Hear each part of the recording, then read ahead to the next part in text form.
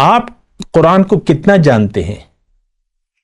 قرآن ہدایت ہے اور ہماری زندگی کی کامیابی کی دلیل ہے،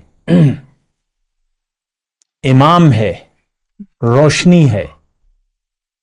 وَاجْعَلْهُ لَنَا إِمَامًا وَنُورًا وَهُدًى، ہدایت ہے، اس میں نور ہے اور یہ ہماری رہبری کرتی ہے، ہمیں راستہ دکھاتی ہے اللہ کا۔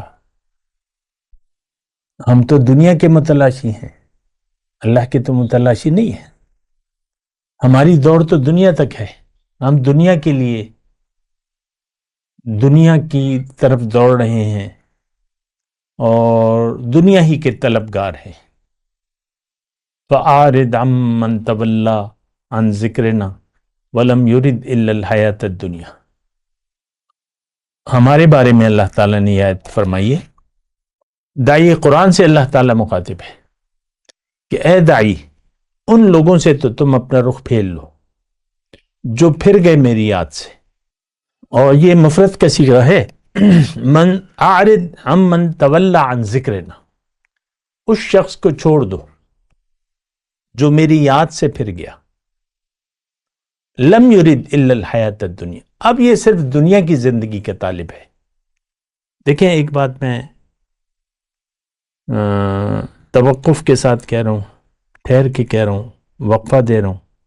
ہم سب دنیا کے بھوکے ہیں، ہم سب کا رخ دنیا کی طرف ہے، ختم بات۔ اور کوئی مدعی نہیں ہے اور کوئی آرزو ہی نہیں ہے۔ آخرت، اللہ کی رضا، اللہ کی ناراضگی،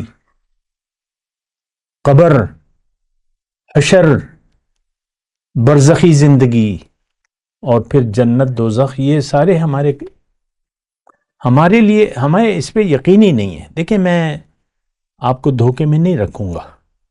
آج کا مسلمان کے لیے جو چیز بھی باطن سے تعلق رکھتی ہے، اس کا نہ اس پر یقین ہے، نہ اس پر یہ بات کرنا چاہتا ہے، نہ سننا چاہتا ہے، نہ سمجھنا چاہتا ہے۔ بات ختم ہو گئی۔